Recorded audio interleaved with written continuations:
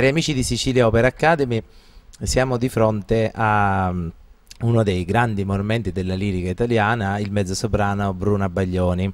Nella genealogia dei mezzosoprani di questo secolo italiani abbiamo avuto da Giulietta Simeonato e nella sua epoca anche Fedora Barbieri, poi abbiamo avuto la stella del mezzosoprano verdiano della Fiorenza Cossotto, e a un bel momento si è affacciata una giovanissima mezzosoprano che ha spiazzato la corda del mezzosoprano verdiano, che è stata il mezzosoprano Bruna Baglioni Costantini, che ci siamo onorati di ospitare presso Sicilia Opera Academy per la sua seconda carriera di docente di tecnica vocale. Molti la conoscono appunto come celebre mezzosoprano e le chiederemo adesso degli aneddoti della carriera e alcuni step della sua carriera, ma vorrei fare un piccolo cappello sulla sua nuova carriera di maestra di canto, che è avviata da circa credo un decennio e che ha avuto celebri cantanti già che sono voluti andare a perfezionarsi da lei, ed è forse appunto in Italia una delle poche figure professionali, ecco, da questo aspetto di maestra di canto. Torniamo a Bruna Baglioni, il mezzosoprano, per chiederle come prima domanda, ecco, innanzitutto come è nata la sua, come è nato il canto, come è entrato il canto nella sua vita, a che età, come si è, e quali sono stati gli step che l'hanno portata a muovere i primi vagiti nel mondo del bel canto. Molto semplice, credo che il giorno che sono nata avrò gridato qualcosa, ah, aiuto, devo cantare, perché poi durante tutta la mia fanciullezza mi sono trovata sempre su una sedia a cantare. Quindi crescendo poi per tutte le persone che mi sentivano dicevano ai miei genitori ma dovete farla studiare, ma dovete farla studiare. Naturalmente io non volevo fare l'opera, io volevo cantare come Mina, lo dico sempre questo. Quando mi hanno ascoltato dice ma qui c'è qualcosa in più, e quindi ho cominciato a studiare, tutto qui. E qual è stato, ecco, il suo primo esploit nella lirica? Si sa che, come ha anche detto lei prima, almeno si studia tanti anni prima di raggiungere il palcoscenico. Innanzitutto, a che età ha cominciato a studiare seriamente, e poi come è avvenuto, diciamo, il primo passaggio sulle tavole del palcoscenico, quali circostanze l'hanno portata, ecco, alla prima audizione, il primo maestro che l'ha notata, ecco. Allora, ehm, ho cominciato, non ho detto questo, ho cominciato che avevo intorno a 18-19 anni, subito dopo il liceo, perché mia mamma non voleva. Contro la volontà di mia madre, mio padre è stato più forte. Poi dopo mia mamma è stata molto orgogliosa, devo dire, però per questo non ho cominciato prima a studiare. E ho detto che ho studiato moltissimo e all'inizio sono andata da una persona che forse non era in grado, ho studiato 6 mesi, dopo 6 mesi mi ha mandato al Teatro dell'Opera a fare l'audizione per i ragazzi che poi dovevano presentarsi a Spoleto. Io sono andata e avevo imparato in quei 6 mesi le arie del Trovatore. Naturalmente come potevo impararle una persona che aveva studiato soltanto da 6 mesi? Mi si avvicinò un signore dicendomi ma cosa vuoi fare lì con questa voce? Vuoi rompere il teatro dell'opera? Questo è un fiume in piena d'arginare. Dico maestro, io so cantare così. Chi è quel cane che ti insegna? Le solite cose che si dicono sempre. Io so cantare così. Comunque mi passò questa eliminatoria, la passai e la seconda volta lui mi venne vicino dicendo, mi faceva piano piano. Dico, maestro, io so cantare così. E allora vai a casa. Però dopo lui mi scrisse una lettera, non c'erano i telefonini, sto parlando degli anni 68-69, questi anni qui.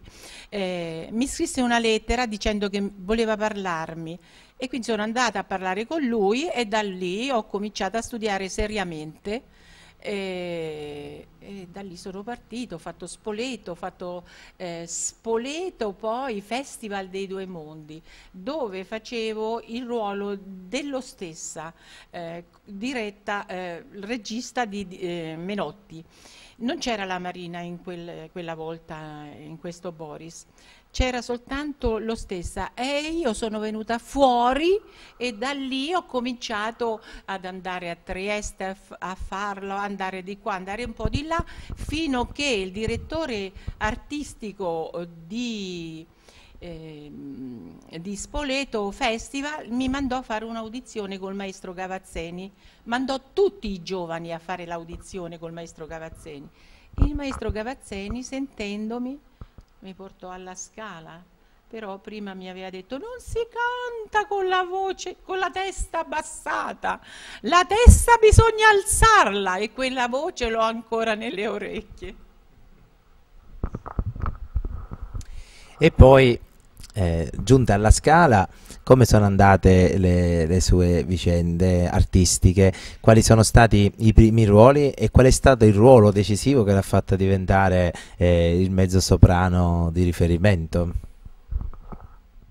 Allora, lì naturalmente alla Scala e a Trieste ho detto, ho ripetuto il Boris. Nel frattempo loro ascoltavano, mi ascoltavano e io nel frattempo facevo tantissime audizioni, teatri, allora bastava scrivere per essere subito invitati ad essere ascoltati. E io ho fatto un'audizione a Modena.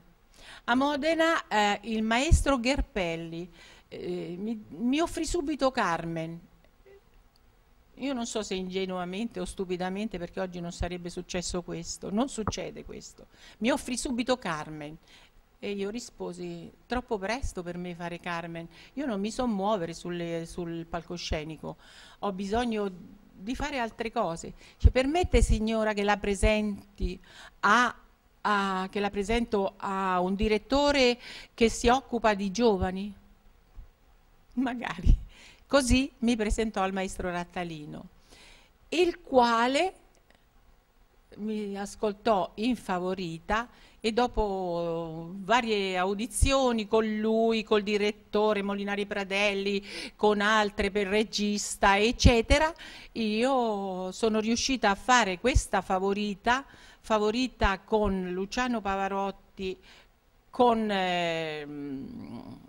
il baritono Bruson, e quindi una cosa importantissima. Nel frattempo la facevano alla Scala, quella della Scala non andò bene e io venni dopo 15 giorni chiamata alla Scala. Naturalmente tutti mi dicevano non andare, ti uccideranno, perché era andata malissimo quella prima favorita e io sicura di me, perché ero stata un anno a studiare, ero giovane, quindi facevo qualcosa una volta, qualcos'altra, poi stavo 2 mesi ferma. Nel frattempo studiavo per un anno intero, mi sono preparata per questa favorita. Io no, appunto ho detto, bisogna volerle le cose. Sono andata ed è stata da lì sono partita. Da lì sono partita. Naturalmente nel mondo della lirica lei ha incontrato tanti personaggi, direttori d'orchestra, cantanti, partner di grande eccezione. Abbiamo citato poc'anzi 2 grandi nomi come Luciano Pavarotti, come Renato Bruson. Ci sono stati degli incontri determinanti, cioè determinati artisti che le hanno lasciato qualcosa perché erano più anziani di lei, le hanno insegnato qualche aneddoto, che le hanno lasciato una grande amicizia, dei segni, ecco, nella vita, che le hanno costruito anche, le sono serviti per costruire, da imitare, ecco, per costruire la sua carriera. Dunque, le amicizie è molto difficile crearle, perché bisogna proprio crearle con il fatto che un giorno si è qua e l'altro è là. Però io dico, come tante volte la domanda qual è l'opera che ti senti più tua, è sempre l'ultima. Quindi sono tutti i cantanti con i quali ho lavorato, chi più chi meno mi ha dato qualcosa. Sicuramente le prime volte sono quelli che ti danno di più, dopo appunto aiutata anche dalle regie, veramente persone importanti, grandi, mi sentivo libera, ma le prime volte devi guardare per imparare. Quando allora poi ti mettevano accanto a persone importanti, non so, appunto come un Pavarotti, una Caballé, Brusò, eccetera, eccetera, Domingo, ho debuttato la mia prima cavalleria con Domingo a Verona, e tutte queste, hai sempre da imparare qualcosa. E non devi mai lasciare lo studio, purtroppo, tutta la vita. Ecco, eh, lei ha detto l'opera che uno ama di più è l'ultima. La sua ultima, una delle sue ultime opere, credo con l'addio alle scene, è avvenuto all'Arena, che è stata citata, l'Arena di Verona di recente, dove lei ora ci dirà quante volte ha cantato all'Arena perché non ricordo, e la sua ultima opera è stata Amneris. Lei è stata una delle grandi Amneris. Eh. In quell'anno ho fatto Aida e Trovatore e non ho dato l'addio alle scene perché magari poi ho cominciato a pensare di andarmene. Forse era troppo tempo, forse nella mia vita erano un po' successe delle cose un po' gravi, appunto come la perdita di mio marito, il quale all'inizio non voleva, poi è stato un fautore anche lui. Quindi mi sono sentita, avevo mia figlia molto giovane e mi sono sentita un pochino sbilanciata, avevo bisogno di certezze che soltanto la famiglia mi poteva dare. Avevo cantato talmente tanto, in fondo erano 30 anni, 35 che cantavo, e quindi ho detto lascio perdere, perché nella vita non c'è solo il teatro, però attenzione, dico, ho studiato tanto, bisogna volere le cose, però certe volte c'è voglia pure di andare a un museo, andare al cinema, andare a sentire un concerto dove cantano altre persone. Io non avevo fatto nient'altro che studiare e cantare, quindi volevo fare altre cose. Invece un giorno così, per caso, il mio avvocato mi telefonò per dire che c'era una ragazza che voleva farsi sentire, che era un mezzosoprano, e no, no, no, io non faccio lezione. A furia di insistere ho cominciato. Forse dico, non avrò pazienza, magari sento questa ragazza adesso così e poi lascio perdere. Invece la cosa mi ha talmente appassionato e io che non sono una paziente ho avuto ho pazienza, lo potete dire tutti che ho pazienza con i ragazzi.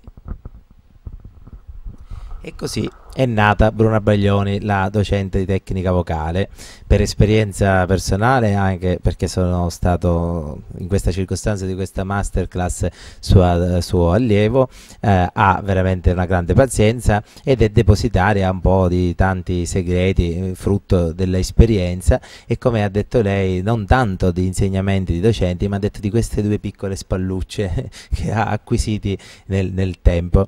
Bruna Baglioni dunque oggi è un docente di canto lirico chiamata in tutto il mondo a tenere masterclass. Quali sono innanzitutto secondo lei, visto che anche la scuola di canto italiana attraversa a volte una crisi perché si dice che non ci sono più le grandi scuole di canto del passato, che non ci sono più le grandi voci, e alcuni dicono che le grandi voci non ci sono perché non ci sono le grandi scuole, quali sono innanzitutto secondo lei le 2 o 3 regole basilari del canto, con le cose importanti che un maestro di canto dovrebbe diciamo, dire nell'immediato quando si forgia una voce bianca? Quali sono i pilastri della tecnica di canto secondo Bruna Baglioni? Vorrei cominciare dalla testa. Uno, lo diciamo sempre, i cantanti che si rispettano lo dicono. 1, 2, 3, però e 4, non lo so se questo è il quarto. La respirazione è una cosa importantissima. Forse è la prima cosa che bisogna insegnare ai ragazzi, perché se non sanno respirare non possono cantare. E diciamo nell'insegnare Ho dimenticato, la dizione è importante, il fraseggio è importante, la dizione che porta, non bisogna aver paura di pronunciare, la pronuncia porta avanti la voce. Trova che ci sia un cambiamento nelle nuove leve, nel modo di approcciarsi al canto nei giovani? È poi così vero che non ci sono le grandi voci o che c'è qualcosa di diverso anche dovuto al cambiamento generazionale tra i ragazzi che lei, diciamo, incontra in giro per il mondo? Vede un cambiamento anche nel modo di sentire l'opera, interpretare? Anche avete detto lei di questa voglia di arrivare, trova questa stessa voglia di arrivare che c'era un tempo nei giovani di oggi? Certamente sì, certamente sì. I giovani sono cambiati, ma è cambiato tutto il mondo, non solo i giovani che cantano l'opera, penso che siano cambiati anche i giovani che studiano per diventare avvocato, medico, eccetera, regista. Credo tu ne convenga di questo, no? Ed è anche una cosa importante perché viviamo in un altro periodo, le cose sono viste diversamente. Infatti, come dicevamo all'inizio, una volta avere due pance che si incontravano però avevano delle voci bellissime, andava bene. Oggi come si fa? I cantanti devono per forza avere una certa linea, una certa classe, c'è la televisione, il cinema, c'è tutto, possiamo vedere tutto da tutto il mondo e quindi dobbiamo adeguarci a tutta la vita che cambia.